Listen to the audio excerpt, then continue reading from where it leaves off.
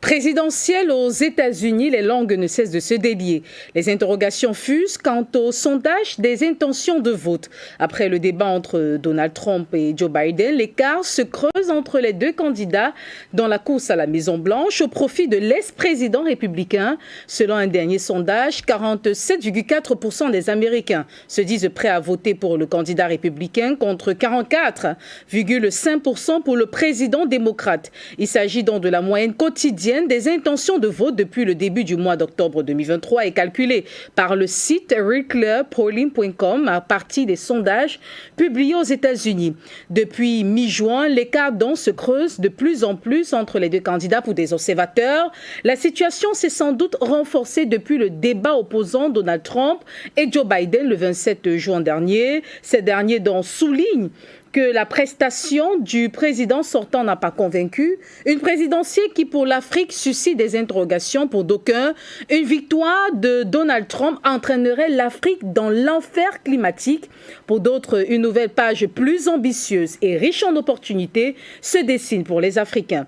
Que signifierait une victoire de Donald Trump pour les Africains? L'Afrique a-t-elle besoin de Donald Trump à la tête de la Maison-Blanche? L'Afrique a-t-elle même besoin des États-Unis? Quel bilan du soutien des États-Unis dans le continent africain? L'établissement politico-financier et idéologique mondial laissera-t-il Donald Trump accéder à la Maison-Blanche? Mesdames, Messieurs, bienvenue au rendez-vous du savoir.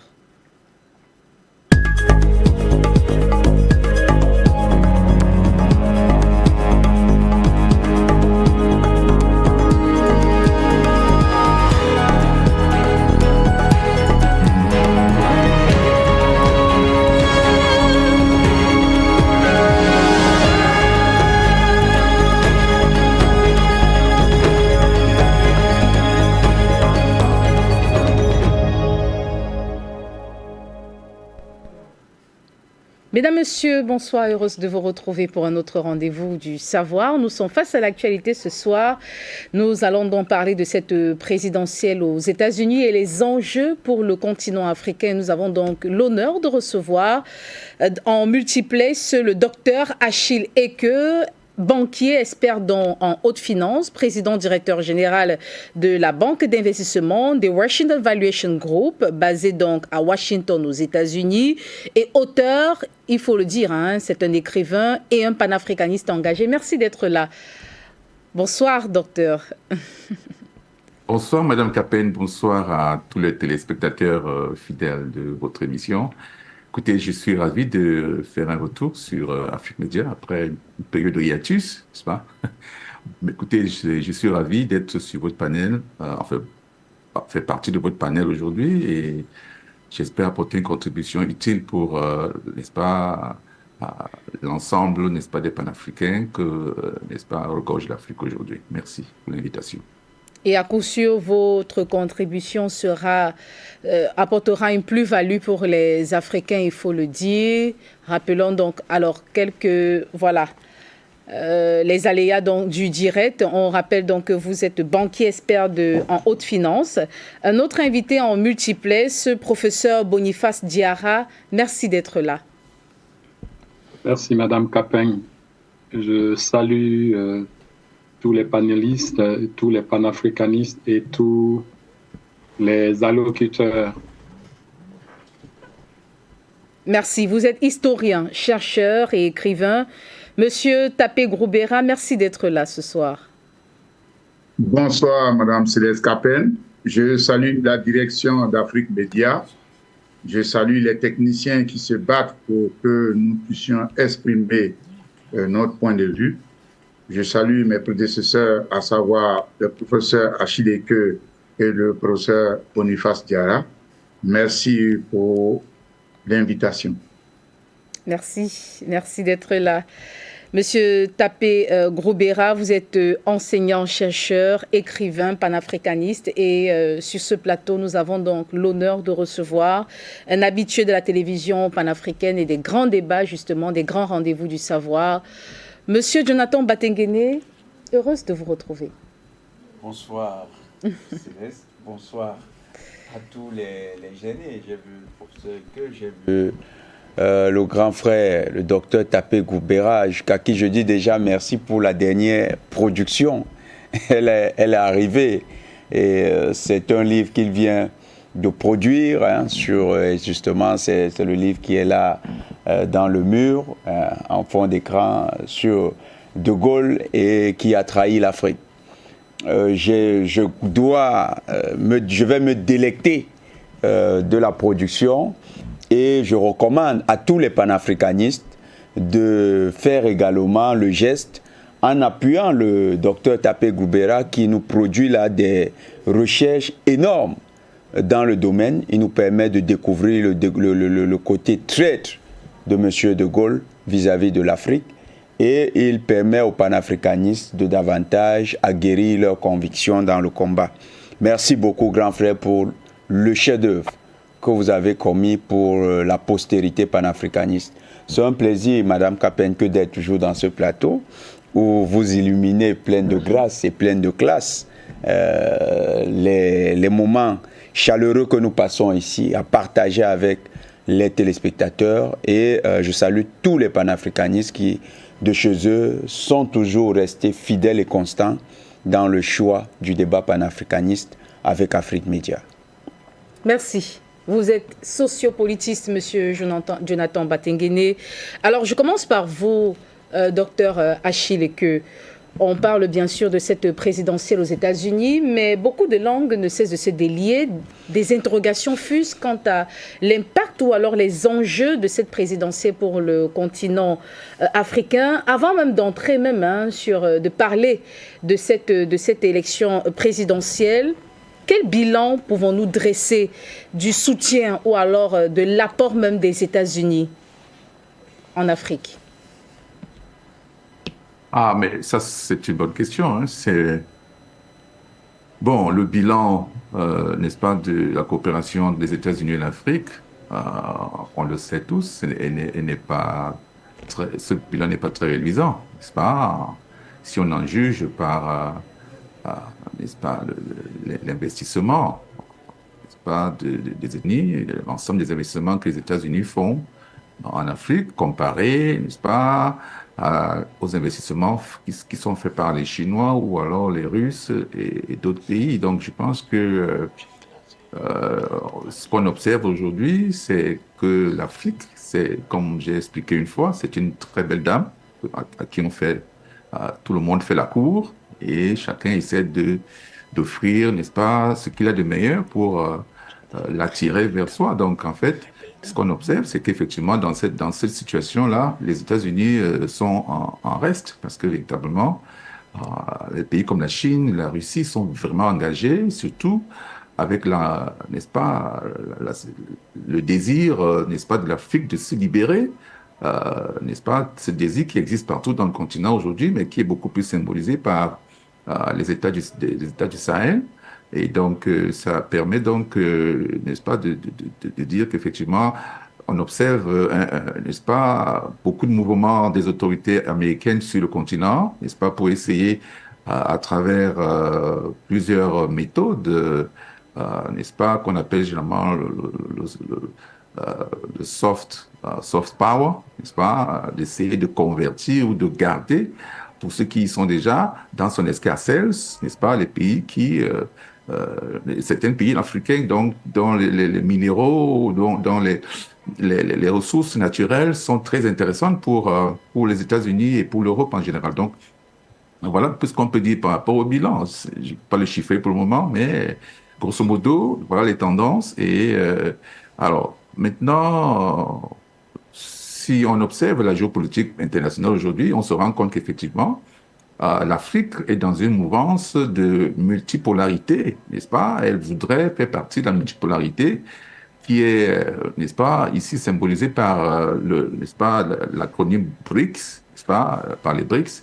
La preuve, c'est qu'il y a plusieurs pays africains qui commencent à faire partie, n'est-ce pas, de ces BRICS et beaucoup de pays à travers le monde qui font également, n'est-ce pas, le pas vers cette organisation. Alors que ceci témoigne du désir du monde, pratiquement en général, surtout depuis la guerre en Ukraine et depuis un certain nombre de décisions maladroites qui ont été prises par les Occidentaux n'est-ce pas, c'était notamment les sanctions américaines sur la Russie, la saisie, n'est-ce pas, des biens de la Russie, notamment leurs réserves, n'est-ce pas, réserves monétaires, etc.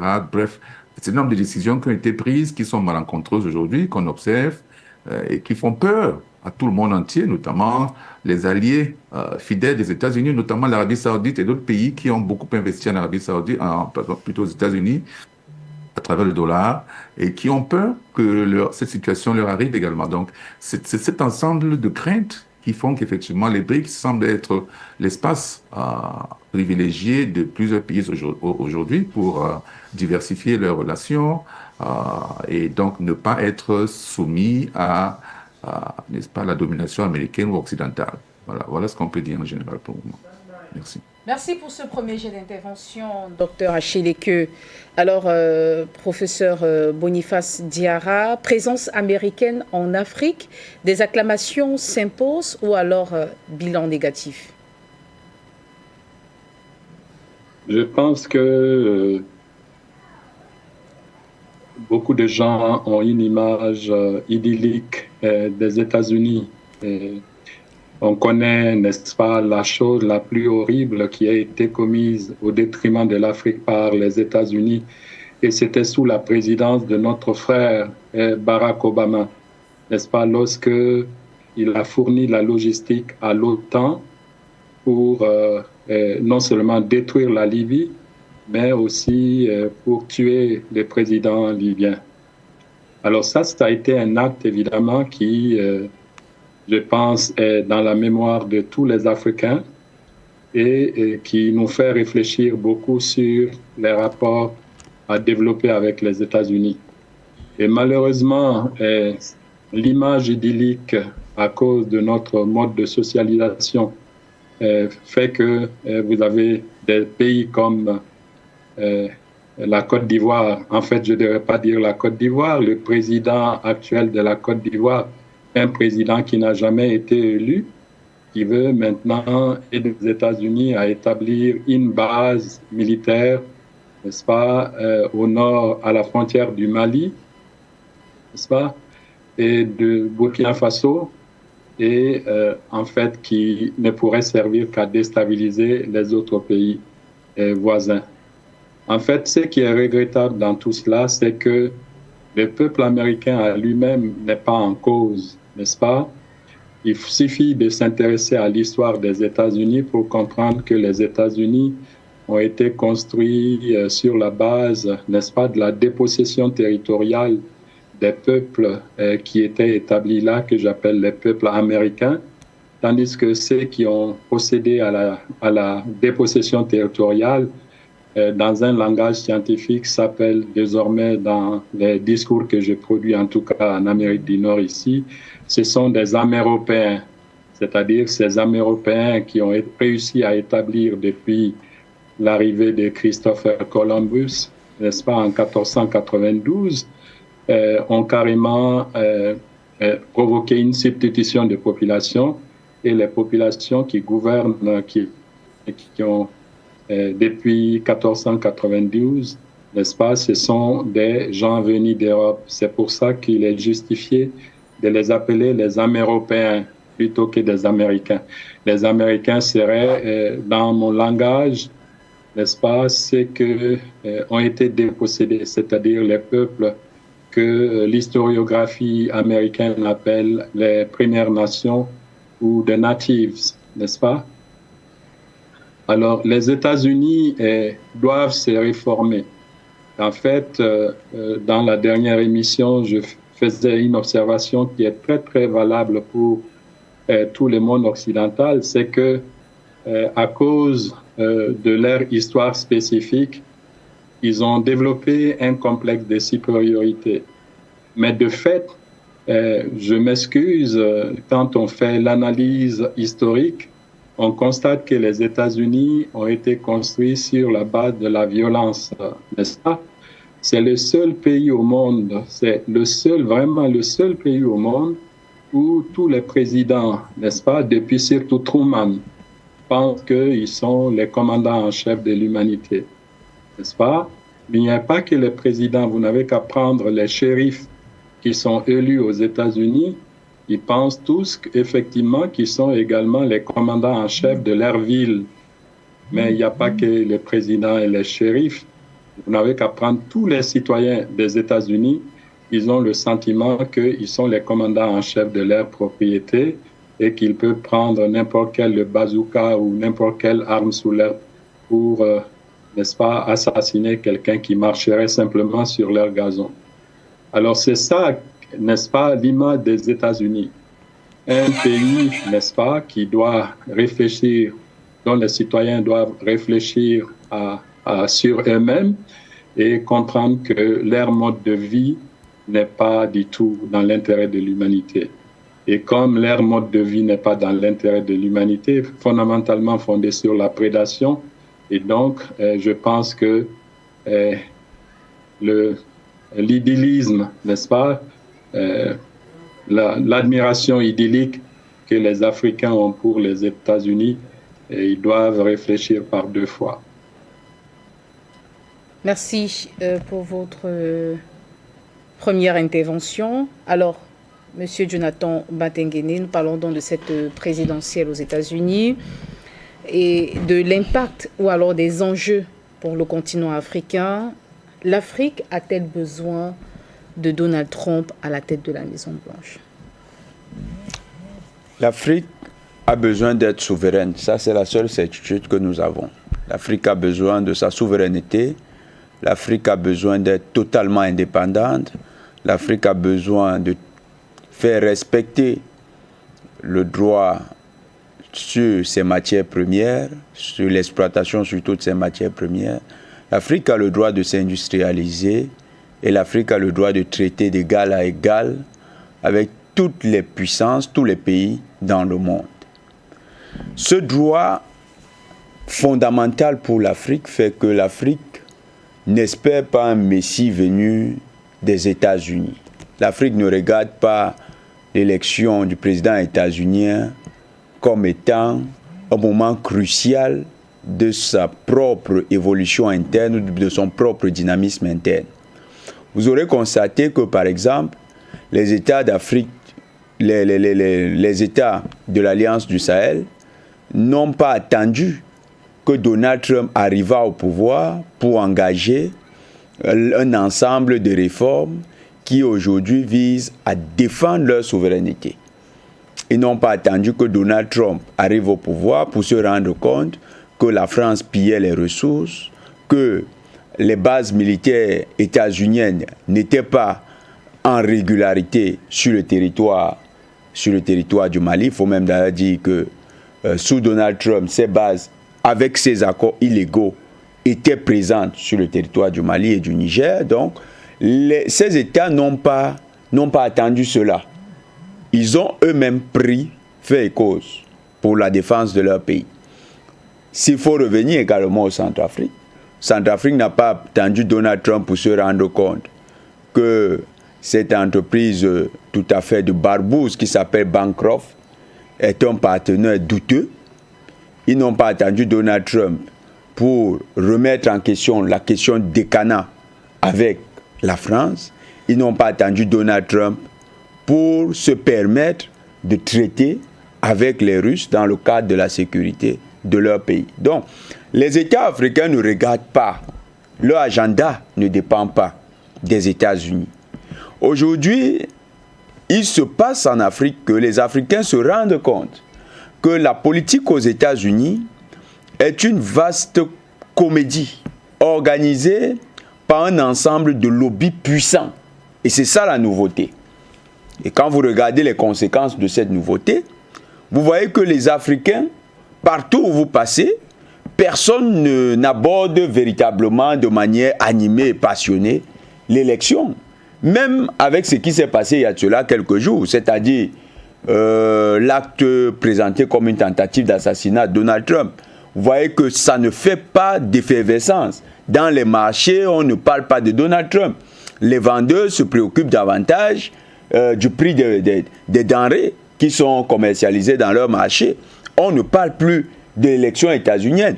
Quand vous prenez un comparatif avec l'élection en 2000 d'abord de George Bush en 2000, quand vous regardez ce qui s'est passé, les Africains étaient carrément scotchés aux médias états-uniens.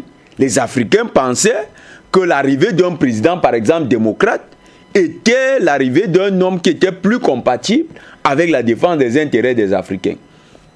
Et les Africains se passionnaient pour le débat interne dans la politique états-unienne.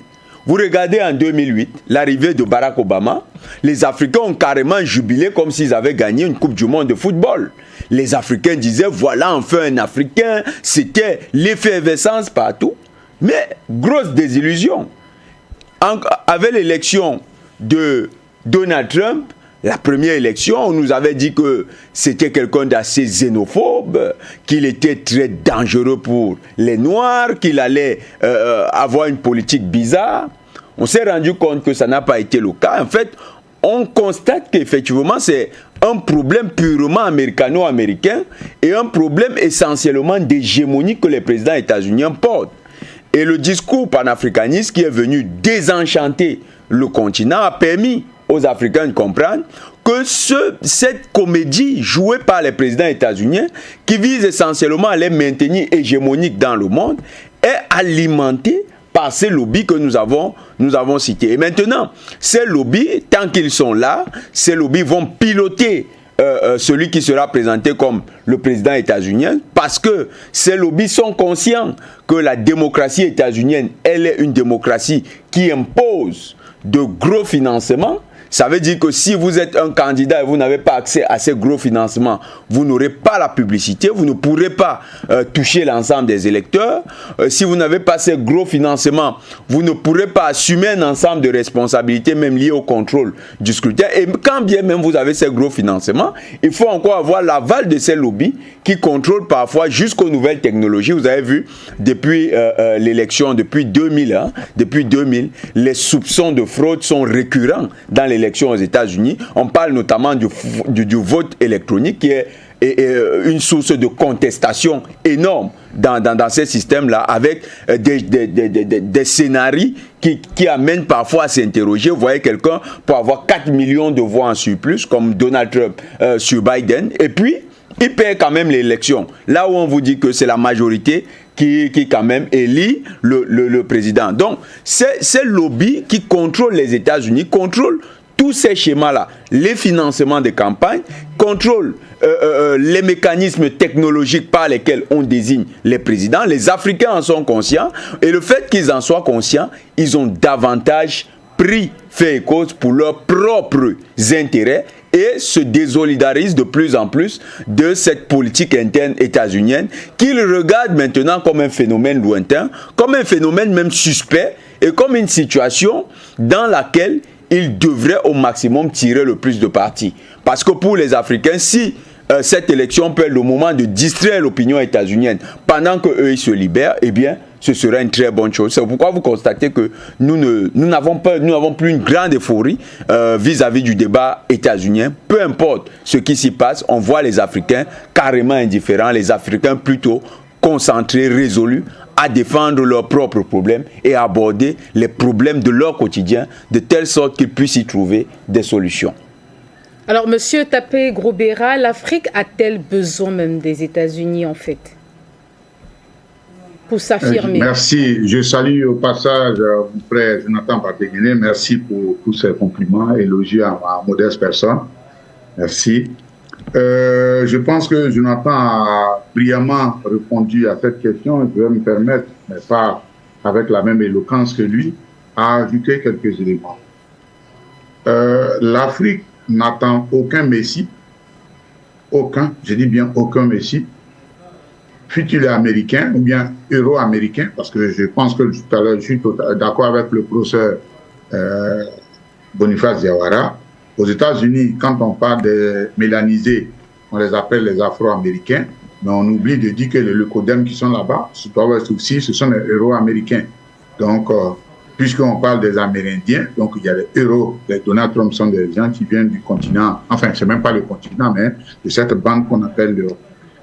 Donc, l'Afrique n'attend de personne. Parce qu'il faut savoir que, comme le disait un auteur américain, la politique des États-Unis, c'est la guerre. La politique extérieure des États-Unis, c'est la guerre. Donc, vous ne pouvez pas attendre d'un tel pays qui a conçu sa vie sur la rapine, sur l'agression, sur la destruction des peuples, comme étant un pays sauveur. Je rappelle à toute fin utile que, avant que Bartholomé de las Casas, l'Église catholique et autres décident de déporter les Africains et de les rasier, de les déporter sur le continent américain, sur le continent dit américain, on a d'abord commencé avec les peuples autochtones de ce temps-là, qu'on appelle les Amérindiens, donc qui, en l'espace d'un siècle, on avait pratiquement tué, assassiné, génocidé près de 80% de la population. Et c'est comme ça que, avec la bulle papale du pape Thomasio, avec l'aide aussi de Bartholomé de las Casas, après ce qu'on appelle la controverse de Valladolid, ils ont décidé alors de s'orienter vers le continent en mer, à savoir l'Afrique, pour venir nous rasier et nous déporter. Donc c'est une histoire qui reste et qui ne va pas s'effacer tant que ce contentieux, on n'en parle pas. D'autant plus que lorsqu'on en parle, on veut nous donner l'impression que nos parents étaient tellement avides de miroirs qu'ils ont permis, rien que pour des miroirs, à ce qu'on puisse rasier et déporter nos parents. Alors la question qu'on pose et qui est toute simple, c'est si ils ont fait, est-ce qu'on peut nous montrer une seule case dans laquelle on trouve au moins 2 à 3 miroirs? Parce que quand même, quelqu'un qui vend, on va supposer qu'il vend 5 ou 10 Africains, ses propres frères, il doit avoir au moins 5 à 10 miroirs. Est-ce qu'on peut nous montrer une seule, comment on appelle, une seule case? Deuxième élément, ce ne sont pas les Africains qui sont allés faire les bateaux négriers en Europe, et puis venir après en Afrique pour les faire. Les bateaux négriers ont été conçus d'abord en Europe, et dans ce continent-là, et puis ils sont venus donc nous rasier. Donc, je veux dire, ce passif-là, il est là, et nous, chaque fois nous revenons dessus. C'est vrai, d'aucuns qui sont très frileux vont dire, mais pourquoi revenir sur ça alors que c'est passé? Je rappelle à toute fin utile, moi je viens d'Europe, c'est pas pour me faire de la publicité. Vous allez à la mairie, vous allez au cimetière, vous allez là-bas. La France, la France et l'Allemagne qui sont aujourd'hui dans l'Union européenne, la Belgique et l'Allemagne qui sont dans l'Union européenne, ils n'existent pas. Vous arrivez à la mairie, c'est marqué, ils sont morts pour nous, contre les nazis. On les rappelle tous les jours. Pourtant, ça n'a duré que 5 ans. Nous, ça a duré 400 ans. Je dis bien 4, je n'ai pas dit 4 mois, je n'ai pas dit 4 années. Je dis 400 ans. Donc, et en plus, nous, ce n'est pas nous qu'on a dédommagé, on a dédommagé des esclavagistes. Vous pouvez comprendre ça. Je le rappelais dans mon premier ouvrage que la Banque du Sénégal qui a été créée en 1853, les actionnaires étaient des esclavagistes. Tout ça, il faut le rappeler. Donc, l'Afrique n'attend personne. Je dis bien personne. L'Afrique ne compte que sur ses propres filles et fils pour se libérer. Et donc, ce combat, c'est d'ailleurs pour ça que nous n'arrêterons jamais de saluer l'œuvre d'Afrique Média et d'autres médias panafricains et tous ceux qui se battent à longueur de journée pour essayer de dire aux Africains que leur responsabilité historique est engagée dans le processus de la question de la souveraineté de leur continent. Oui, nous ne sommes pas ici parce que nous parlons mieux, nous ne sommes pas ici parce que nous connaissons, nous sommes ici pour nous donner l'opportunité de pouvoir dire à nos frères et nos sœurs, parce que la bataille qui a été menée, parce que contrairement à ce qui est dit, c'est que nos parents étaient des vaillants guerriers, et comme nous sommes habités par la martyre, c'est-à-dire cette forme de justice et d'égalité, d'harmonie, nous n'avons jamais conçu, nous ne verrons jamais, les Africains, quand bien même on a dominé le monde pendant combien de millions d'années, on n'a jamais eu l'idée de faire des bombes. Le seul peuple qui a commis ces attentats, qui a jeté la bombe, c'est quand même les États-Unis d'Amérique, qui ont fait à Nagasaki et à Hiroshima. C'est en 1945, ce n'est pas nous.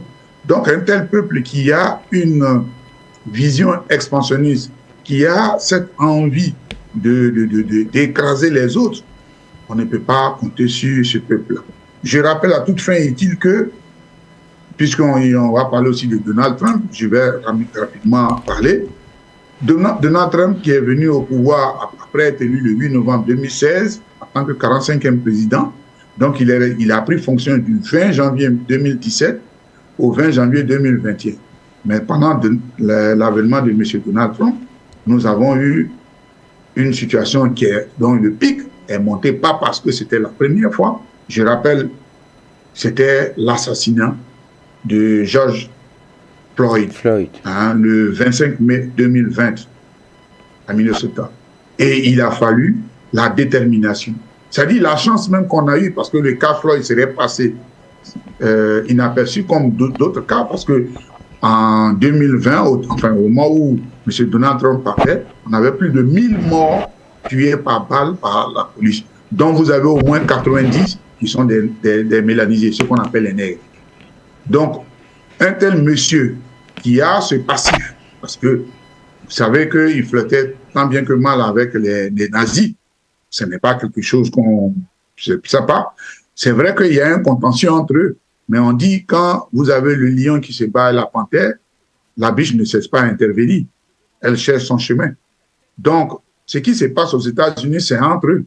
C'est entre le groupe de Biden et le groupe de Donald Trump. Ça ne regarde pas les Africains.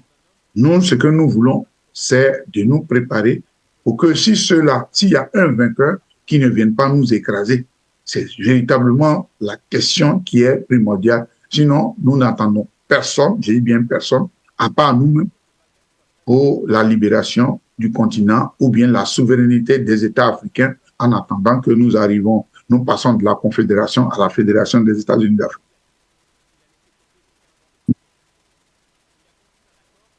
Diarra, la question également, je vous la renvoie. L'Afrique a-t-elle besoin des États-Unis, professeur Diarra?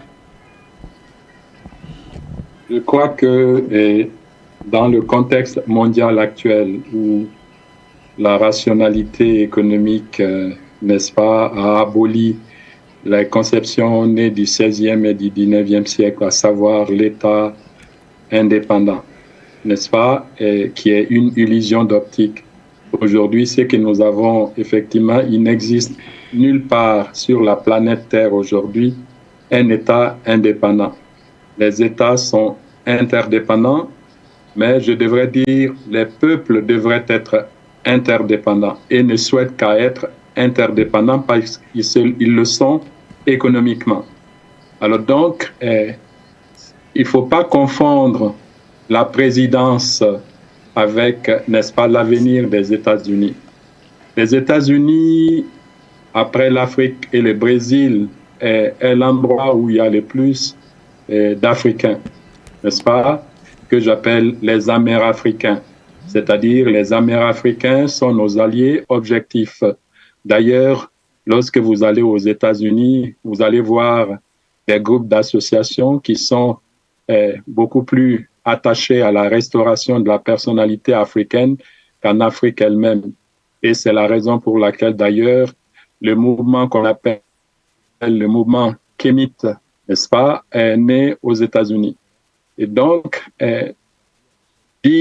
écoutez, il faut rapport avec les États-Unis d'Amérique, c'est comme se couper, par exemple, à nos frères amérafricains qui ont besoin d'émancipation dans leur pays. Et pour qu'ils puissent s'émanciper, il faut absolument que l'Afrique, d'abord, se fasse respecter et que l'Afrique sorte du colonialisme machiavélique. En sortant du colonialisme machiavélique, les Africains pourraient effectivement, utilement, peser dans les rapports interétatiques pour faire en sorte que leurs frères amérafricains puissent vivre dignement sans être considérés comme des sous-hommes aux États-Unis. Depuis que le complexe de supériorité chez les Améropéens, n'est-ce pas, s'est développé avec le processus d'esclavage. Alors donc, nous sommes forcés aujourd'hui d'admettre que nous vivons dans un monde interdépendant et qu'en raison de cette interdépendance, nous ne pouvons pas, n'est-ce pas, exclure que les rapports des peuples sont des rapports qui sont interreliés désormais. Et que par conséquent, ce qui est important pour nous, les Africains, c'est effectivement être plus exigeants envers nous-mêmes. Et cette exigence requiert justement que nous puissions nous libérer du colonialisme machiavélique. Et pour ce faire, n'est-ce pas, il faut quoi? Il faut absolument que les leaderships politiques en Afrique changent, n'est-ce pas? Mais ce leadership politique ne pourra changer que lorsque la politique de socialisation des enfants africains changera. Parce que tant que les concepts héros-occidentaux, n'est-ce pas, occupent nos têtes, évidemment, nous serons toujours à la portée de ces exploiteurs, de ces, n'est-ce pas, pilleurs des ressources. Et aussi raconter, n'est-ce pas, inventer des épithètes fictifs concernant l'Afrique, à savoir l'Afrique est pauvre. Il faut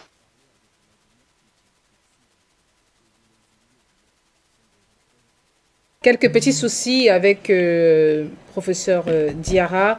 Alors, docteur Achille Eke, que peut réellement apporter Donald Trump? Il faut le dire, hein, il a été président, il a été à la tête de la Maison-Blanche. Aujourd'hui, il souhaite vivement revenir à la Maison-Blanche.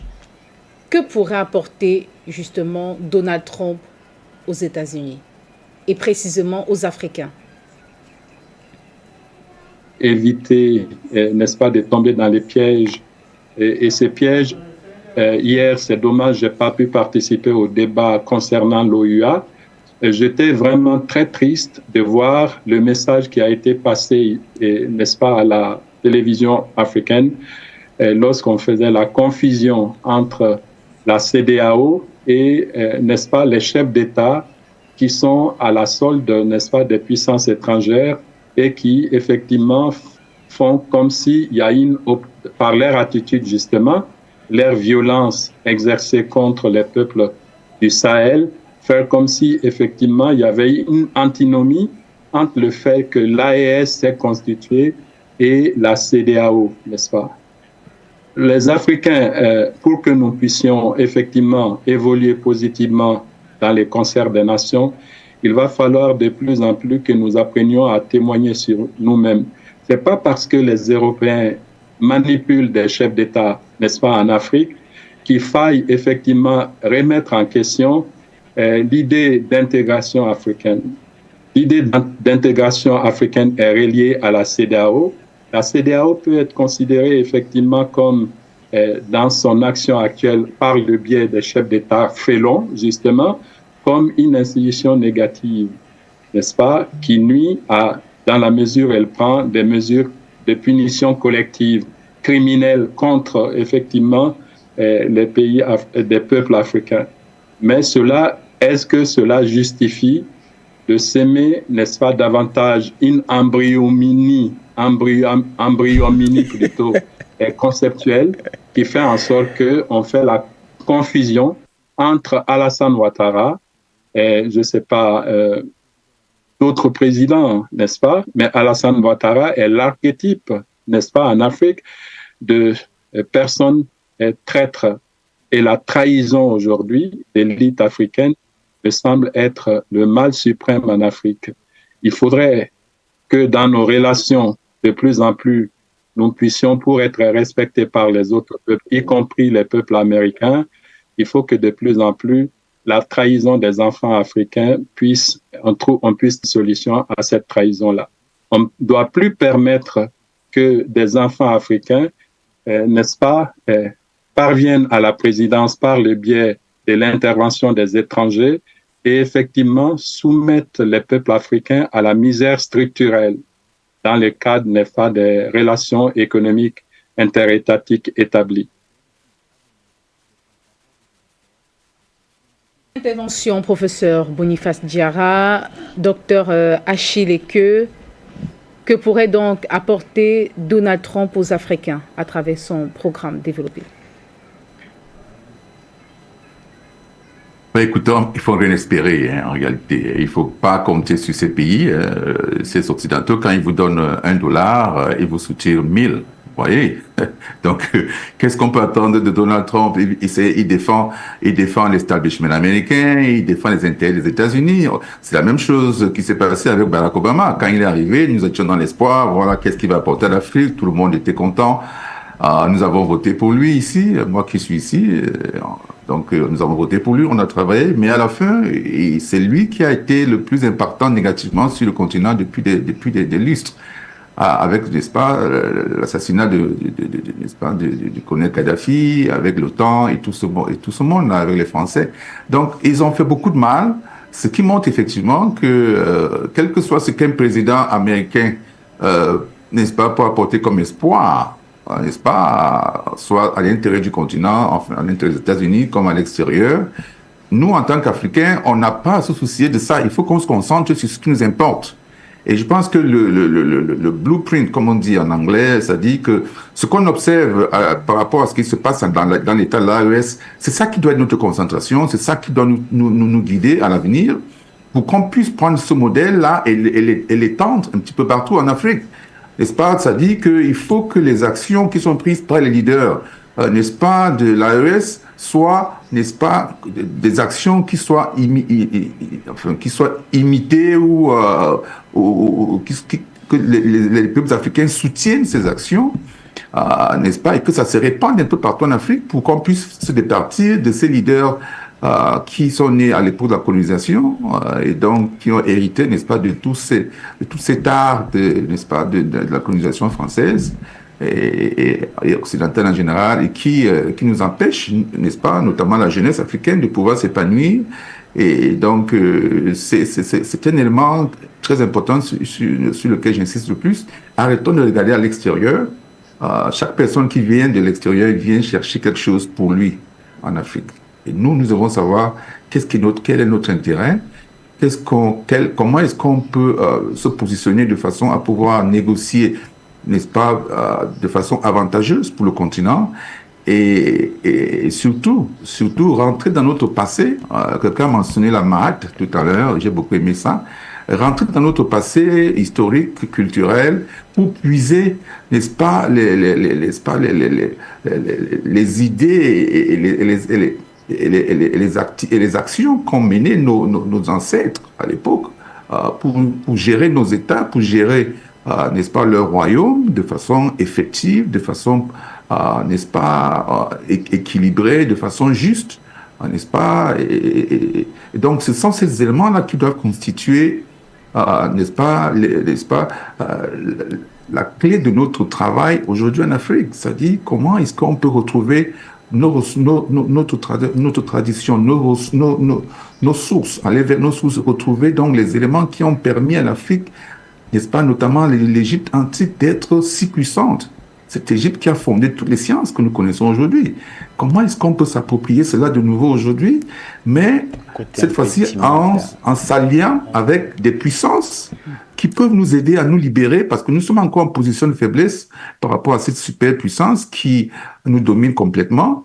Donc, moi, je pense toujours que le côté de la défense, le côté militaire, doit être, n'est-ce pas, un côté qui doit être privilégié en ce moment en Afrique pour nous permettre à nous, avec des partenariats, comme avec la Russie, comme avec d'autres pays, la Chine, n'est-ce pas, tout ce qui peut nous aider. Et je continue à penser à l'AES, parce que ce qu'ils font, c'est exactement ce qu'on doit faire partout pour faire partie de ces gens et donc avoir l'opportunité donc de réécrire ensemble, parce qu'on n'a pas encore eu l'opportunité depuis les indépendants, plutôt depuis 700 ans, de s'asseoir entre nous, Africains, de penser notre avenir, de mettre sur pied, n'est-ce pas, les éléments qui vont constituer la gestion de nos sociétés, notamment les constitutions, les lois, n'est-ce pas, et tout ce processus qui permet donc de pouvoir gérer une société de façon équilibrée. Donc, ça nous donnera l'opportunité donc d'avoir cet espace pour s'asseoir et repenser, n'est-ce pas, notre futur, notre avenir. Mais cette fois-ci, en sachant qu'effectivement, si nous sommes attaqués, eh bien, nous aurons la capacité de pouvoir répliquer et donc repousser l'adversaire. Donc, c'est ce côté qui nous a toujours fait défaut.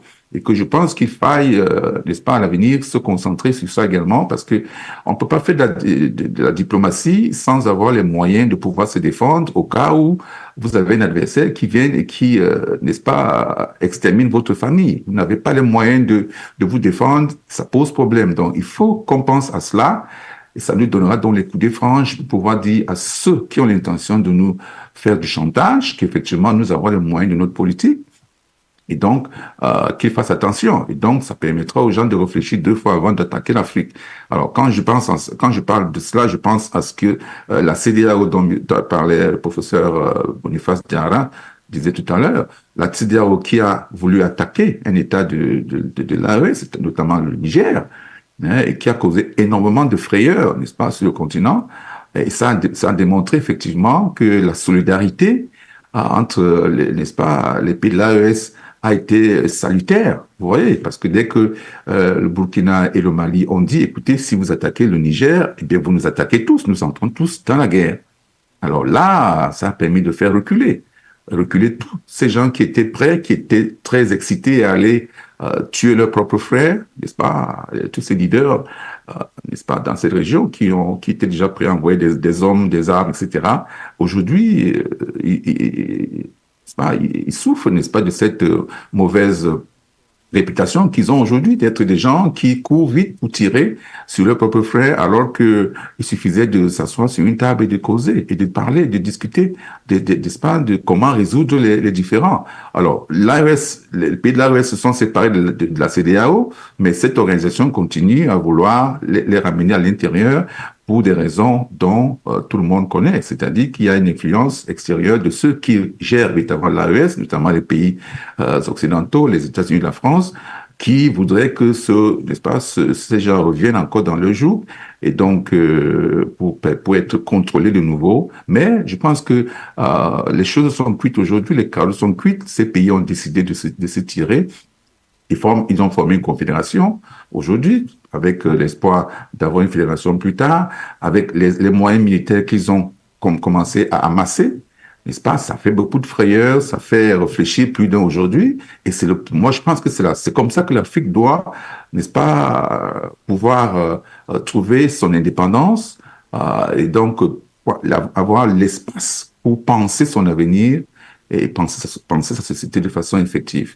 Donc, pour répondre à votre question, Madame Kapene, je dirais qu'effectivement, l'élection de Donald Trump, l'élection de Barack Obama, l'élection de Joe Biden, l'élection de n'importe Tam Tam Pion, etc., ça ne nous intéresse pas beaucoup, parce que ces gens viennent pour soutirer les ressources que nous avons à vil prix, pratiquement, si possible, et sans prix même d'ailleurs, par rapport à la France, avec son franc CFA, n'est-ce pas, qui pille nos ressources et qui ne nous donne pratiquement rien. Donc, nous devons nous concentrer sur nous devons nous mettre dans une situation où nous pouvons nous défendre, ou alors avoir une certaine influence par rapport à tous ceux qui ont n'est-ce pas, des velléités de domination, et donc nous permettre donc de pouvoir, n'est-ce pas, créer notre propre voie, et donc avoir le respect qui est dû à l'homme, notamment l'homme africain, n'est-ce pas, le premier homme sur Terre.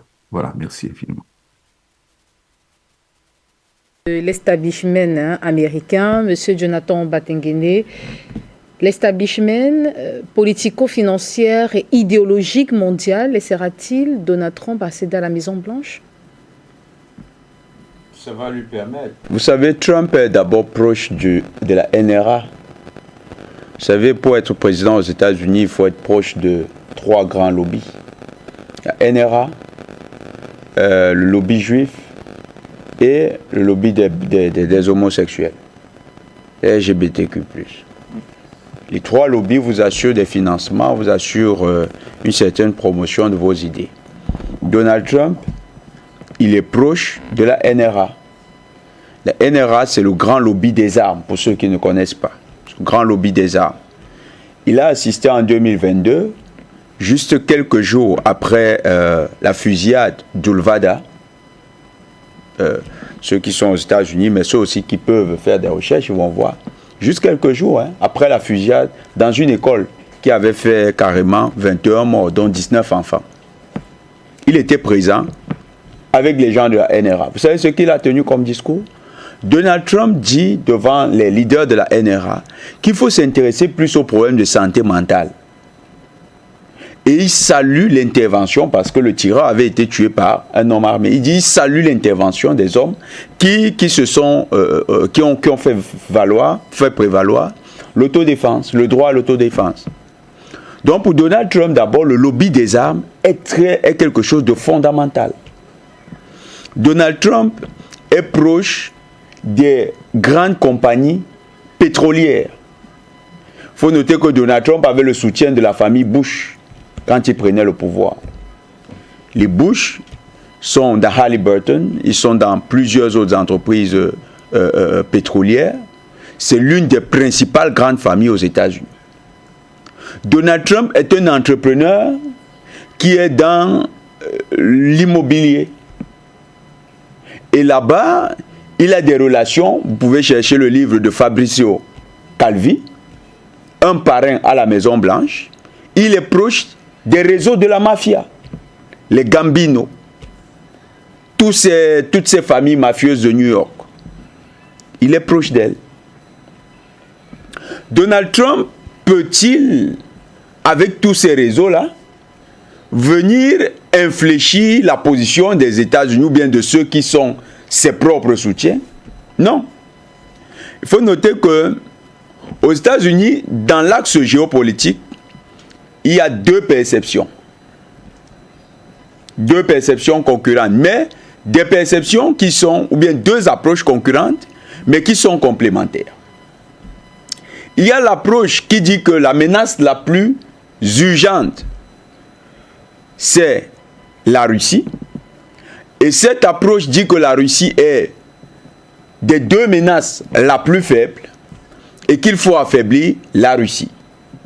Aujourd'hui, le terrain ukrainien est venu démentir tout ce qui, dans la géostratégie états-unienne, abondait dans ce sens. La deuxième école, c'est celle qui envisage que la Chine est un élément très dangereux parce que, constituant sur le plan monétaire et économique une véritable menace contre les États-Unis. Sur le plan économique, il faut voir l'aspect du commerce international. D'ailleurs, vous avez remarqué que sous Donald Trump, il y a eu beaucoup d'actions qui ont été menées contre la puissance commerciale de la Chine. On a pris beaucoup de mesures contre la puissance commerciale de la Chine. Parce que pour les États-Unis, il faut affaiblir la Chine. Dans cette approche, il y a l'aspect commercial, il y a l'aspect industriel. Il faut détruire la Chine, atelier du monde, qui s'est constituée au fil des ans et qui a fait de la Chine aujourd'hui la première puissance industrielle mondiale. Il faut démolir cela. Donald Trump appartient essentiellement à ce deuxième camp.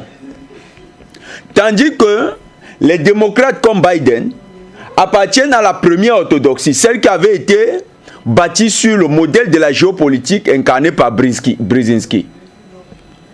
Ce père de la doctrine d'une défection de la Russie à partir d'une reconstruction par le chaos de l'Eurasie. C'était ça, c'est la vision à laquelle adhère Joe Biden. Mais de l'autre côté, Donald Trump, lui, il est de ceux qui pensent qu'il faut d'abord frapper le maillon le plus fort de cette construction d'une superpuissance eurasiatique qui repose sur un tandem Russie-Chine. Il faut frapper le plus fort, et le plus fort, c'est la Chine. Alors, qu'est-ce que ça augure? Ça augure que si Donald Trump, dans le scénario qui est en train de se dessiner et qui semble le plus plausible, Donald Trump arrive au pouvoir, il va beaucoup poser des problèmes dans la relation commerciale qui existe entre la Chine et tous ses partenaires à l'international, y compris l'Afrique.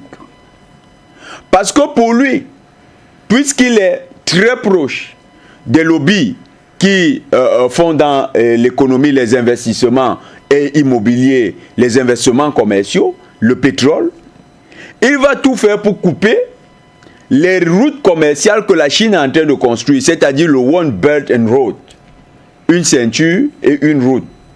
Ça doit être ça, sa priorité. C'est pas qu'il est pour un monde multipolaire, mais c'est un axe d'approche. Et il faut qu'on le note, la géopolitique états-unienne est essentiellement basée sur ces deux piliers actuellement. soit frapper la Russie, soit attaquer frontalement la Chine. Et ces deux piliers visent essentiellement, ces deux approches visent essentiellement à empêcher que se forme un tandem puissant eurasiatique. Quand on parle de l'Eurasie, c'est véritablement le continent que nous appelons Europe ou bien Asie. C'est un seul continent qui s'appelle l'Eurasie. Et il faut empêcher que ce continent trouve son unité autour de deux pôles assez puissants, c'est-à-dire la Chine et la Russie. Voilà l'enjeu pour les États-Unis. Dans cette perspective, vous allez remarquer une chose. Déjà, quand Donald Trump prenait le pouvoir en 2016, Donald Trump n'avait pas fait de l'Afrique une priorité. Donald Trump n'avait jamais mis l'Afrique comme étant un cadre spécifique, assez spécial pour la politique états-unienne. Donald Trump nous regardait un peu comme des curiosités. Pour lui, cette Afrique-là, qu'est-ce qu'elle incarnait? Qu'est-ce qu'elle incarnait? Donald Trump n'a rien fait pour renforcer le partenariat. Il faut noter que les terroristes étaient déjà très actifs dans la zone du Sahel. Est-ce que Donald Trump a pris des mesures pour apporter un soutien militaire conséquent en dotant de l'armement spécifique et de formation aguerrie les armées du Mali, du Burkina, du Cameroun? Il faut noter qu'en 2017, les États-Unis ont décidé d'envoyer 300 soldats au Cameroun pour, disent-ils, nous aider à lutter efficacement contre le Boko Haram. Sous Donald Trump, on a remarqué plutôt que les soldats états-uniens faisaient de l'espionnage. On ne sait pour qui, parce que les militaires camerounais, certaines indiscrétions là-bas, nous apprennent qu'en fait, les drones décollaient à des heures indues, sans informer la haute hiérarchie camerounaise, tel que cela était stipulé au départ de cette coopération. Sous Donald Trump, quand il arrive en 2017, il décide de démanteler le contingent de forces spéciales qui était à l'est de la RCA, où les Américains disaient qu'ils sont allés, les États-Unis disaient qu'ils sont allés chercher Joseph Kony, le patron de la LRA. Or, qu'est-ce qu'on a remarqué? On a remarqué une endogénéisation de la LRA à l'est de la RCA. Sous la présence états-unienne, force spéciale. Kony n'a jamais été arrêté par les forces spéciales états-uniennes. Et Donald Trump a décidé d'enlever les troupes états-uniennes de là-bas. Il n'y a pas eu d'action commerciale majeure. Il faut noter que depuis l'année 2000, les Chinois sont à plus de 1000 milliards de dollars investis en Afrique. 1000 milliards, bientôt, pardon. Ils sont bientôt à 1000 milliards investis en Afrique. Et qu'est-ce que les Chinois ont déjà fait? Toutes les infrastructures majeures, les grands projets structurants, 90%, c'est avec des financements chinois. Vous avez le nouveau port de Douala, financement chinois. Vous allez les barrages, vous allez trouver financement chinois. Vous allez au niveau de l'Éthiopie, le plus grand barrage d'Afrique, financement chinois.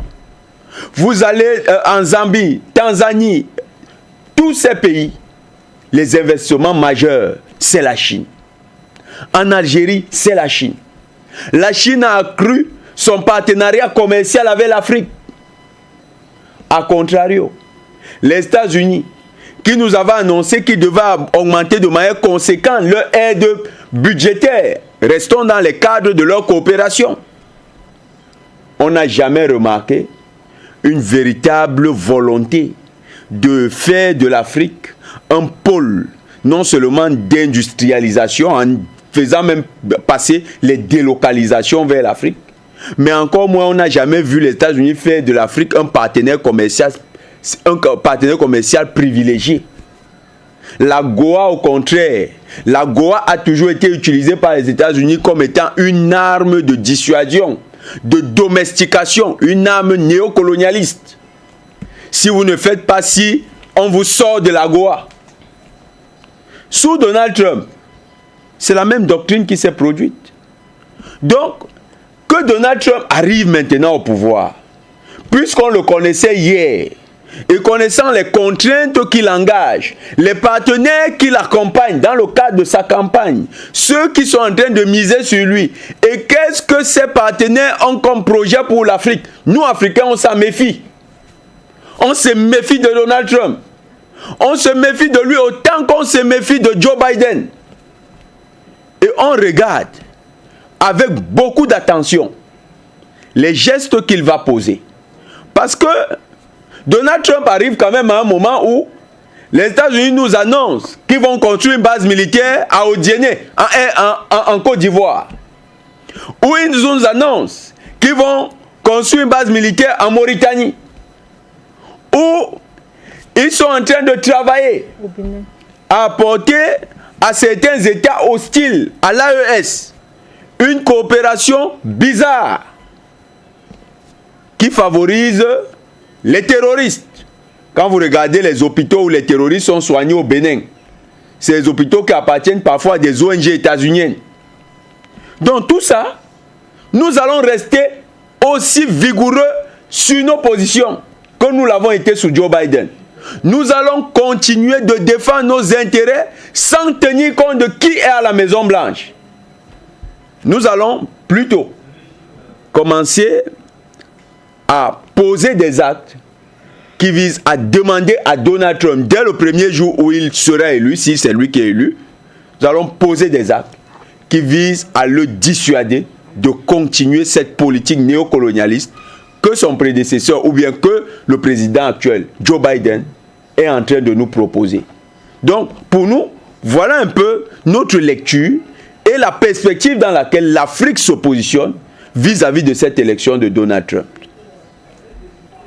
Alors, Monsieur Tapé Grobera, pour certains analystes politiques, la présence de les États-Unis, la présence ou alors la victoire, une éventuelle victoire du président, de l'ancien président Donald Trump sera plutôt une nouvelle page, ou alors le point de départ d'une nouvelle page plus ambitieuse et riche en opportunités. Alors, selon vous, y a-t-il pas quand même des ouvertures, des perspectives, des fenêtres assez prometteuses, juteuses pour le continent africain? Non. Comme Donald Trump, je l'ai dit à l'entame de ma première prise de parole, il a quand même été président de 2017 à 2021. Et on a vu, en fait, il n'y a que peut-être des gens qui veulent rêver, qui vont croire cela. Il n'existe aucun pays au monde qui s'est développé par l'aide d'un autre pays. Le paradigme occidental qui domine depuis 500 ans est un paradigme de impérialisme, c'est-à-dire installer son empire, c'est ça la notion, installer son empire sur tous les plans, et c'est une question de domination. Donc, les États-Unis, lorsque M. Trump vient, il vient d'abord pour ses propres intérêts, il va essayer de donner des coups, puisque lui, il sait combien de fois on lui mène la vie dure, donc il va donner des coups. Et vous savez qu'il y a encore en suspens cette histoire de l'affaire du fils de Biden, dans laquelle vous avez le couple Bill Clinton qui est impliqué. Vous avez même Barack Obama qui serait certainement impliqué, Biden lui-même, etc. Donc cette histoire, dès qu'il arrive, il sait qu'il va donc rendre son coup à ce que les gens, des républicains lui font, enfin les démocrates lui font subir. Ça, c'est un fait. Il va donc lui-même penser, parce que c'est un businessman, à ses intérêts. Ça dit que son combat aujourd'hui, c'est un combat contre l'État profond, parce que il veut faire le business par lui-même, il n'a pas envie. Il veut avoir son circuit à lui. Jonathan a bien fait de faire un développement. Il veut avoir son circuit à lui, contrairement aux autres qui sont, eux, des marionnettes en quelque sorte que l'État profond installe. Donc, c'est un peu ça les divergences. Ce sont des divergences de forme, pas de fond. Donc, quelle opportunité qu'on va avoir. Les États-Unis ont toujours utilisé, comment on appelle, par exemple, leur dollar au puni. Vous rappelez-vous, depuis 1963, Cuba est sous sanction des États-Unis. Quel est le motif? Ils mènent une politique différente des États-Unis. C'est-à-dire, c'est comme je dis à quelqu'un, comme c'est moi qui lui donne de l'argent, parce qu'il a une manière de s'habiller qui ne me plaît pas, donc je décide de ne pas lui donner de l'argent. Mais le pire, c'est que je demande aux autres, tous ceux qui sont sur le plateau ici, de ne pas lui venir en aide et de lui tourner le dos. Voilà un peu le schéma des États-Unis, comment ils se comportent. Parce qu'à un moment donné, depuis 50 ans, l'Arabie Saoudite, les pays du Golfe ont décidé, ont accepté, du moins, de vendre leur pétrole dans le dollar. Donc voilà un peu, avec le système chiffre, comment on arrive à déstabiliser. Nous, on le sait en Côte d'Ivoire. Moi-même qui suis là, lorsque pour renverser le président Laurent Gbagbo, on a tout fermé. On ne peut même pas envoyer un seul centime en Côte d'Ivoire.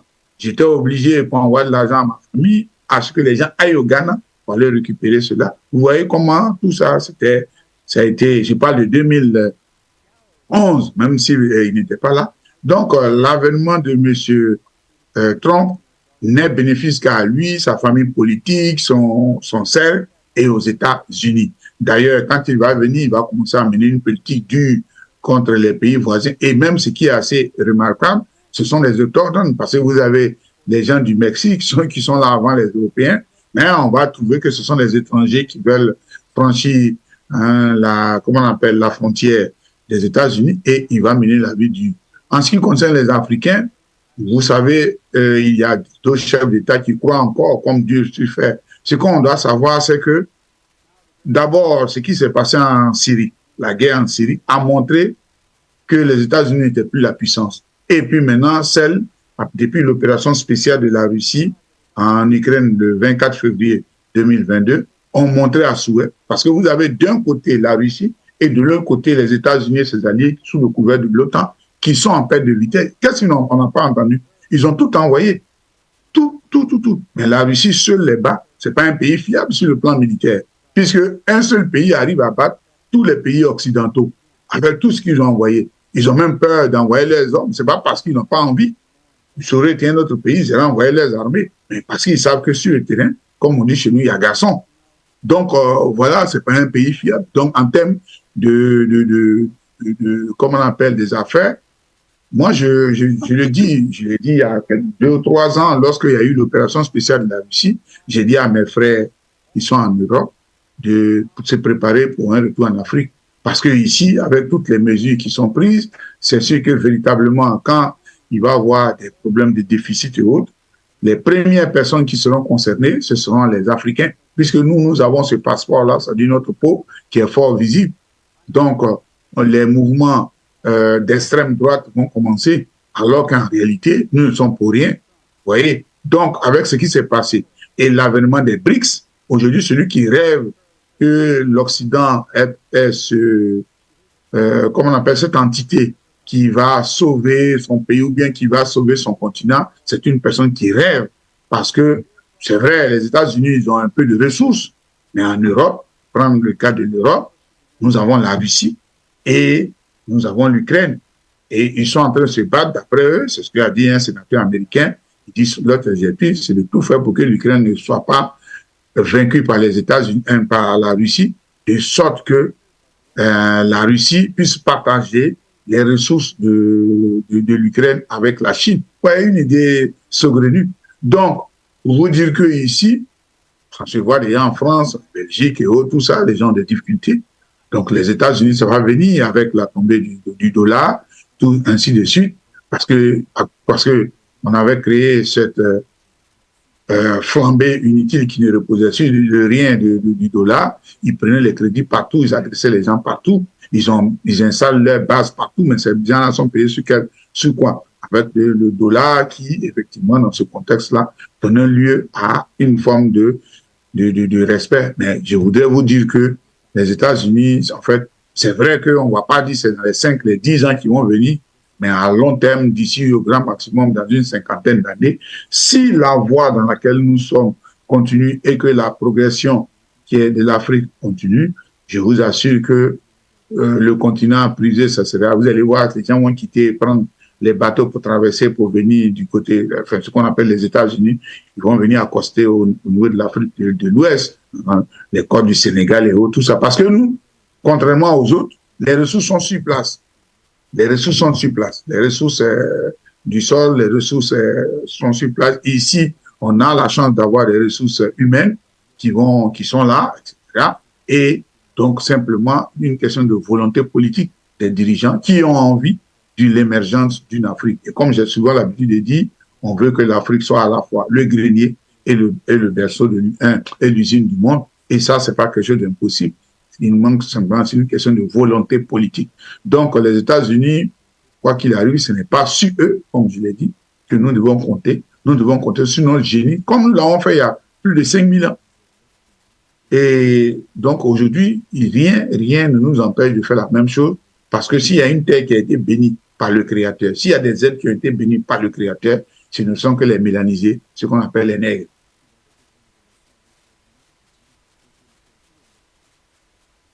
Goumbera, alors docteur Achille Eke, quel partenaire fiable pour le continent africain?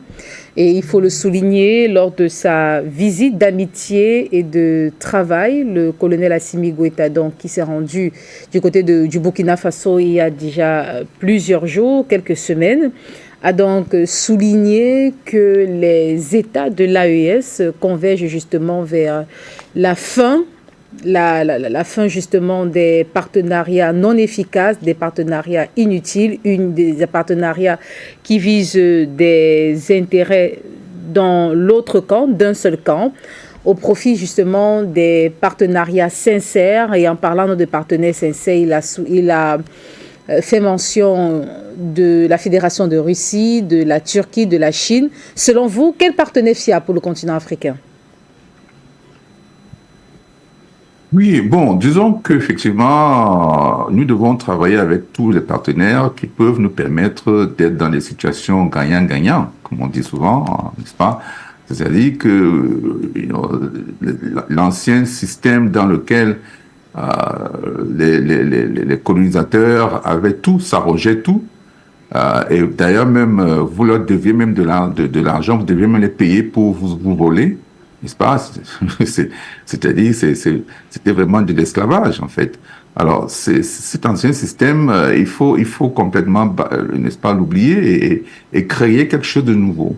Et je pense que les pays de l'AES ont compris, hein, les leaders de ces pays-là ont compris effectivement qu'il faut diversifier ces partenariats et travailler avec ceux qui vont nous aider à n'est-ce pas, développer nos pays. Nous avons une culture millénaire en Afrique, n'est-ce pas? Et nous avons rencontré toutes sortes de difficultés, n'est-ce pas, extérieures, qui nous ont influencés et qui ont permis, d'une manière ou d'une autre, à l'Afrique de trouver, n'est-ce pas, son chemin par le passé. Donc, nous pouvons revenir à cela aujourd'hui, mais il faut que nous mettions un certain nombre n'est-ce pas, de préalables n'est-ce pas, sur la table avant de traiter avec qui que ce soit. Alors donc, si on a besoin de construire des ponts, des routes, n'est-ce pas, des voitures, je sais pas trop quoi, n'est-ce pas, des centres énergétiques, que ce soit l'énergie nucléaire ou l'énergie, n'est-ce pas, hydroélectrique ou quoi que ce soit, il faut qu'on travaille avec ceux qui nous, n'est-ce pas, proposent les meilleures conditions de rentabilité, des meilleures conditions avantageuses pour nous. On se souvient du colonel Kadhafi, par exemple, qui vendait son pétrole je pense que c'était à 80 pour 20, c'est-à-dire qu'il avait 80% et les pays et les entreprises qui exploitaient son pétrole avaient 20%, par exemple. C'est un modèle. Comment est-ce qu'il est arrivé à faire ça? Il a certainement mis en exergue, n'est-ce pas, c'est un certain nombre de données, ou alors il a pu infléchir, n'est-ce pas, la position de ces colonisateurs à travers un certain nombre de stratégies qu'il a mis en place et qui a marché. Mais nos dirigeants, pour la plupart, qui sont sortis de l'indépendance et qui n'ont pas, n'est-ce pas, la capacité à pouvoir négocier avec ceux qui les ont mis en place, effectivement, parce que lorsqu'on vous met en place, vous n'avez pas la capacité de négocier, vous êtes un béni, oui, vous écoutez, vous prenez les informations, vous prenez des informations ou alors des commandes et vous réalisez les commandes et vous envoyez, n'est-ce pas, à celui qui commande votre pays. Donc, c'est ça qui s'est passé. Et donc, les nouveaux leaders de l'AES sont dans la logique d'indépendance totale de l'Afrique. Alors, ils se mettent en position de pouvoir réaliser cela et donc ils évoluent par étapes.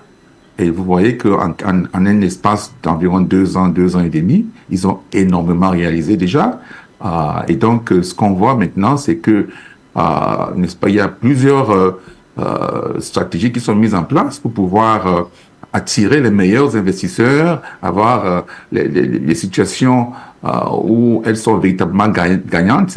Ils sont véritablement gagnants, ces pays, dans ces projets. Et malgré les efforts des colonisateurs à travers leurs endocolons, n'est-ce pas, en Afrique, pour saboter, n'est-ce pas, les différents projets qu'ils mettent en place, notamment le pipeline du Niger, n'est-ce pas, que nous avons observé récemment, n'est-ce pas, M. Talon, n'est-ce pas, refusant de permettre, n'est-ce pas, aux experts, on va dire, les experts nigériens de venir vérifier effectivement comment est, n'est-ce pas, gérer ce pétrole n'est-ce pas, au niveau du Bénin. Donc, il les a arrêtés, il les a mis en prison. Donc, c'est autant de choses comme ça qui font qu'effectivement, il faudra qu'on se mette en position de pouvoir combattre ces ennemis internes, n'est-ce pas, et externes, qui nous empêchent d'évoluer. C'est pour ça que je pense véritablement qu'effectivement, la défense, la politique de défense, la stratégie de défense de nos États doit être un pilier important dans cette lutte-là. Ce ne sera pas simplement politique, il ne faut pas simplement faire des déclarations, il faut qu'on mette des stratégies militaires solides qui nous permettent de nous protéger, de nous défendre, n'est-ce pas, et donc d'être en capacité de réagir lorsqu'on est attaqué. Et c'est ça que j'observe dans ces États du Sahel, c'est-à-dire qu'ils ont véritablement compris l'enjeu.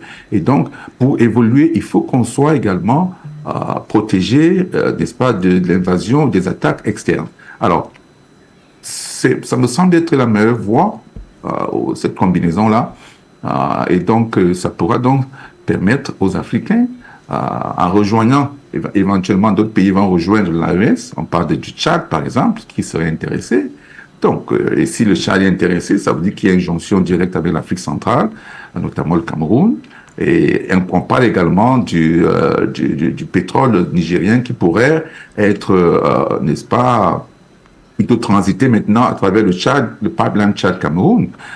Ce qui donc renforce, n'est-ce pas, cet espace économique et qui va donc permettre à d'autres pays, notamment certains pays de l'Afrique centrale, n'est-ce pas, comme le Tchad, de faire partie de l'AES, et par effet de contagion, on peut espérer que le Cameroun pourra rejoindre et peut-être d'autres pays comme le Congo, etc.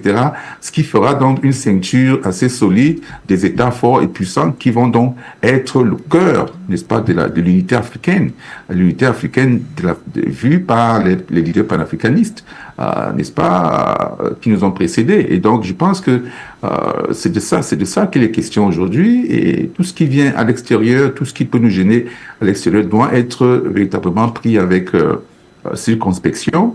Il faut qu'on soit concentré sur des objectifs spécifiques et donc de pouvoir donner à notre peuple l'espoir que ce peuple, n'est-ce pas, a soif aujourd'hui et qui, pendant des générations, a souffert sous le poids de l'esclavage, la colonisation, la néocolonisation, et continue à souffrir aujourd'hui. Donc, on va dire, pour répondre à votre question, qu'effectivement, l'Afrique, n'est-ce pas, ce continent qui a, n'est-ce pas, donné à l'humanité un certain nombre de sciences, qui a apporté beaucoup à l'humanité, et qui ploie aujourd'hui sous, n'est-ce pas, les puissances dominatrices, doit pouvoir se relever de façon stratégique et je pense que l'AES peut être un tremplin qui permette donc de pouvoir arriver à nos fins. Voilà. Merci, docteur Achille. Et que M. Jonathan Batenguene, la question également, je vous la renvoie. Quel partenaire fiable, sincère, pour reprendre ici l'expression, le qualificatif utilisé par le colonel Assimi Goïta, quel partenaire sincère? Quel partenariat efficace même pour le continent africain? Le premier partenariat, M. Tuke l'a très bien expliqué, le docteur l'a très bien expliqué tout à l'heure, c'est d'abord entre nous, c'est se donner la main. Nous sommes nos premiers partenaires.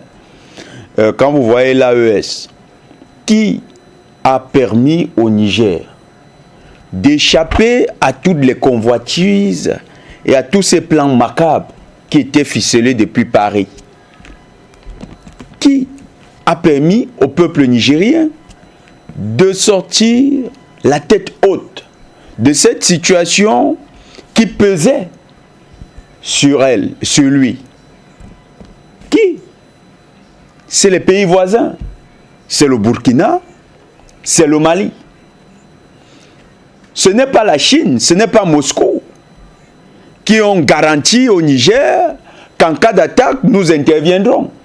C'est le Mali et le Burkina qui ont dit, si vous touchez au Niger, eh bien, vous vous attaquez à nous et nous allons ensemble répondre.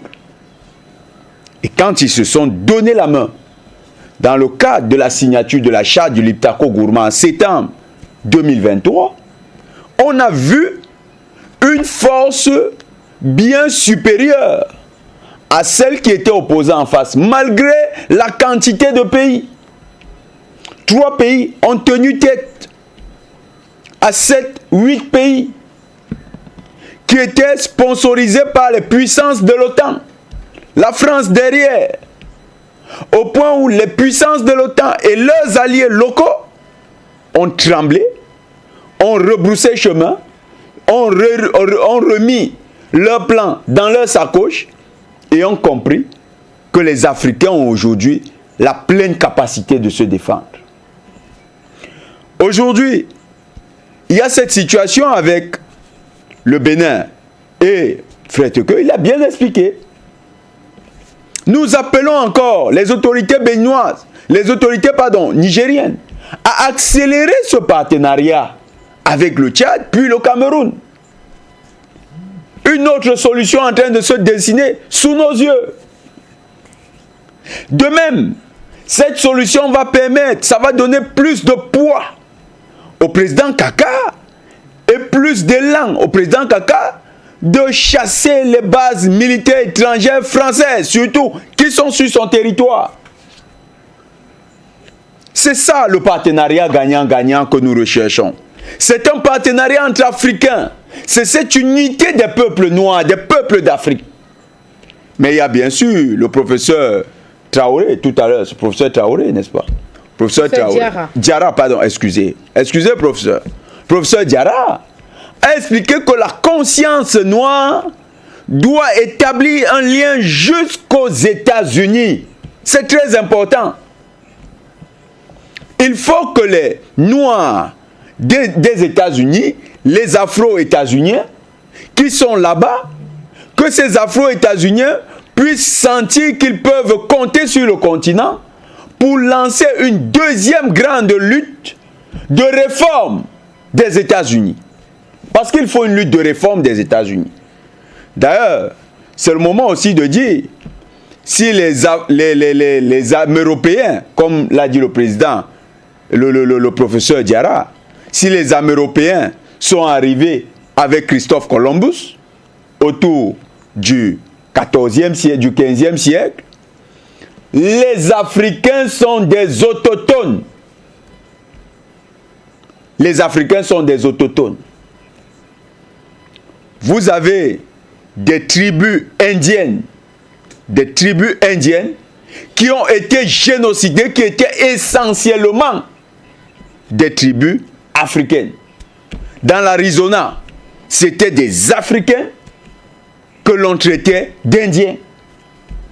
Il y a des travaux en Angleterre, des chercheurs anglais qui sont allés et qui ont vu que Indiens qui étaient aux États-Unis, ils disaient, they have dark complexion, une peau noire. C'est des noirs. Les Amérindiens étaient pour une bonne partie des noirs. Le professeur Kalala Omundu Tunde, dans une des conférences qu'il a données en 2019 en Martinique, il est revenu sur un cas des peuples à la frontière entre le Brésil et le Martinique. Ces peuples expliquent que lorsqu'ils sont arrivés dans la forêt, ils ont croisé les Indiens qui sont ce qu'on appelle les rouges. Ils ont croisé les Indiens et ces Indiens leur ont dit que nos coutumes, nos cultes, ceux qui nous ont enseignés, vous avez vos frères, mais ils sont les plus anciens, ils sont plus hauts dans la forêt. C'est eux qui nous ont enseigné les cultes. Dans le continent américain, continent où il y a eu le génocide des Noirs en Argentine, l'un des derniers grands génocides, professeur Mbelek a souvent dénoncé ce génocide. Ce génocide qui est resté inconnu doit être redécouvert par l'ensemble des peuples noirs. Pour que l'ensemble des diasporas noires ait ce courage d'ouvrir et surtout les autorisations d'ouvrir toutes ces archives de la mauvaise conscience de l'humanité que l'Occident a entraîné partout où ils ont amené ce racisme contre les Noirs.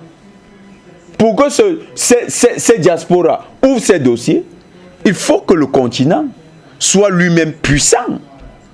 Que ce continent soit porteur de puissance. Le premier partenariat donc que nous avons à faire, c'est entre nous, peuple du continent. C'est pourquoi nous interpellons les jeunes Ivoiriens qui pensent que nous devons rester admiratifs de l'AES. Non! Il est temps de continuer la lutte de libération. Ouattara doit tomber. Les Sénégalais qui pensent que non, on va rentrer dans une philosophie de commentaires sur l'AES. Non! Diomaye est sur le mauvais chemin. Vous avez commencé à le lui dire. C'est comme ça. On le réforme. Et quand une concentration critique d'énergie portée vers la libération de l'Afrique va se faire sur le continent, nous allons donner de la puissance à notre terre et renforcer la conscience noire sur les autres terres où nos frères sont considérés là-bas comme des intrus, comme des minorités inagissantes, des minorités subissantes. C'est ce partenariat que nous devons être en train de nouer. Donald Trump, qu'il arrive aux États-Unis, qu'il continue cette politique où quand on prend un noir, c'est de manière opportuniste. C'est dire, vous voyez, moi je suis un Américain blanc, mais je ne suis pas raciste. Et j'ai des amis noirs.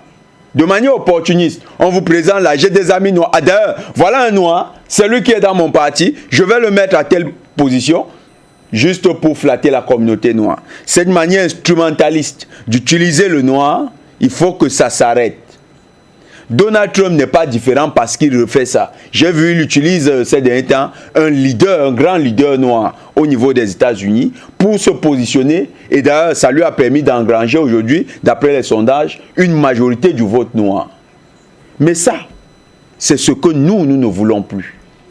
Nous voulons d'un peuple qui a pris totalement conscience de sa puissance et le professeur Diarra est revenu sur la nécessité de reformater les esprits, de les réhabituer à des concepts qui viennent de notre terre, Kama, que ces concepts puissent les habiter et qu'à partir de ces concepts, ils se projettent.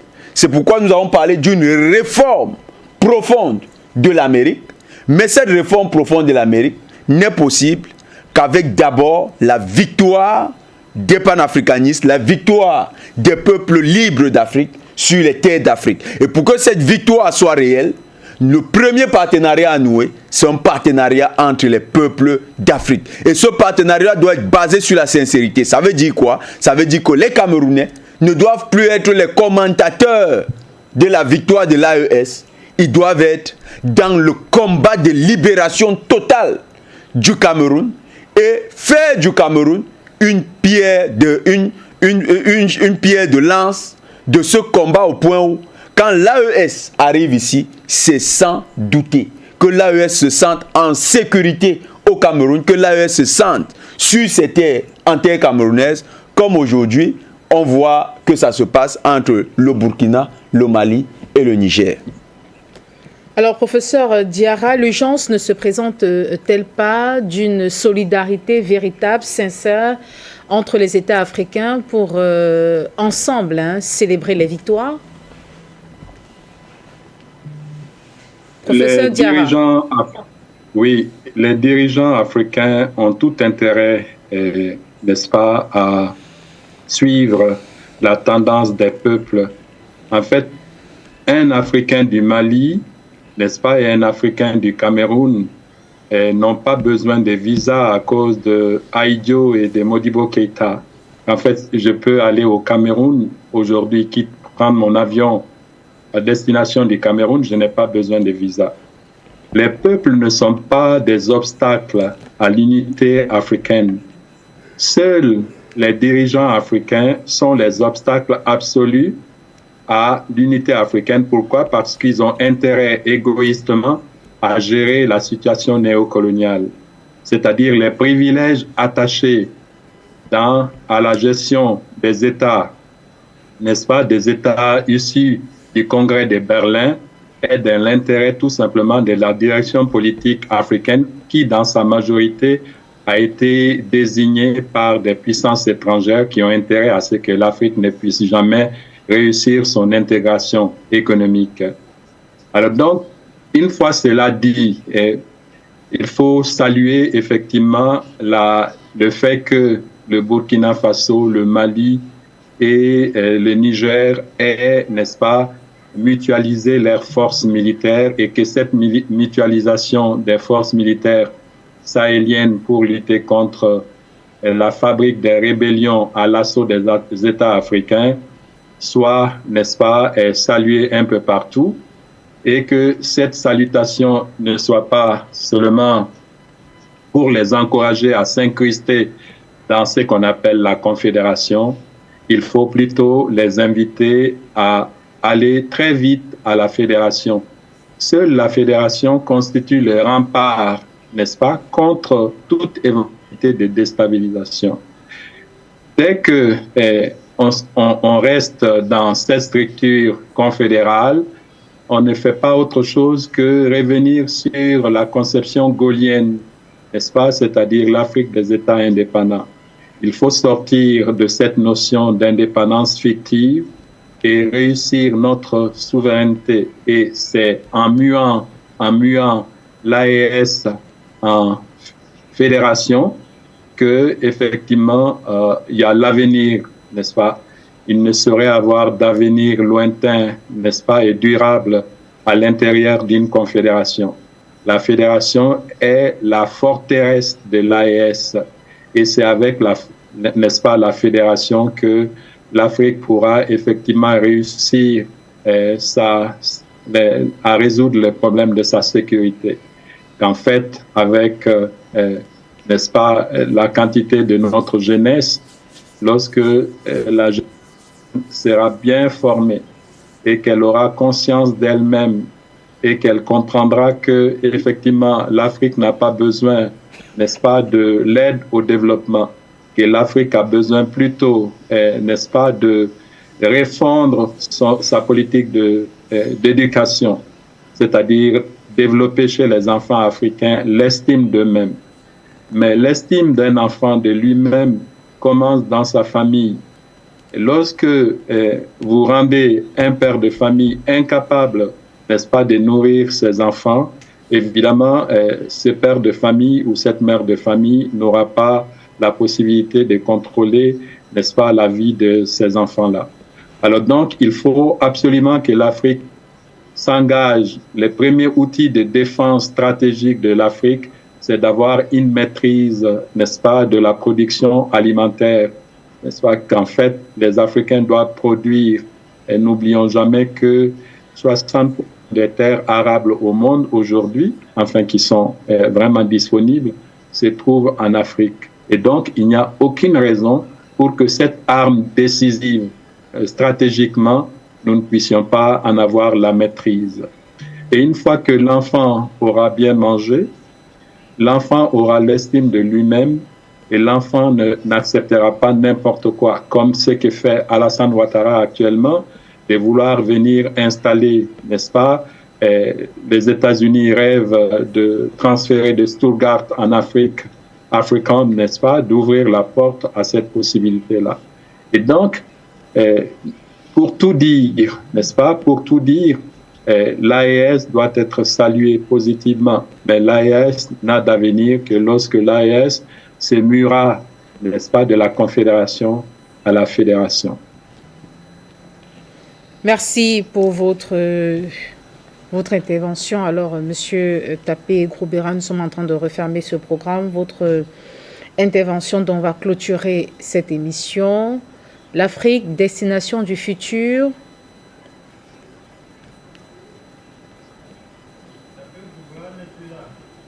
Alors, Monsieur Tapé Grobera n'est plus des nôtres. On va donc vous remercier, chers invités, pour votre contribution dans le cadre de ce programme Face à l'actualité. Merci infiniment, Dr Achille. Merci, Madame Capel, merci pour cette invitation, n'est-ce pas? J'espère que ce ne sera pas la dernière.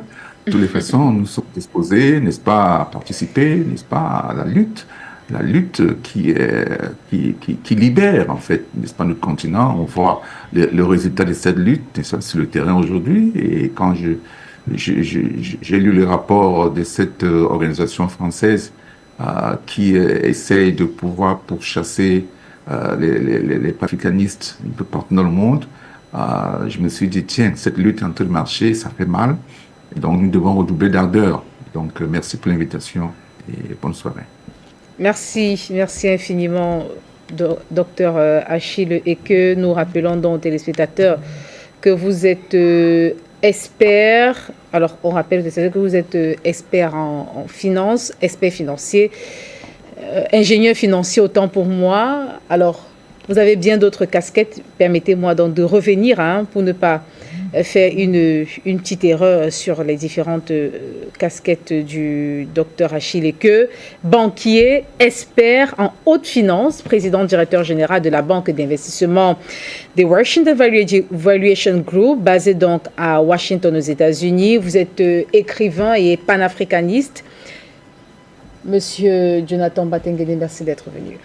C'est un réel plaisir, Madame Capen, d'être sur votre plateau et c'est toujours un plaisir que d'échanger avec les invités aussi remarquables que ceux avec lesquels nous étions, Tapé Grobera, Monsieur Eke, le docteur Eke et puis le professeur Diarra. C'est un plaisir et certainement on va se retrouver avec les téléspectateurs dans d'autres éditions.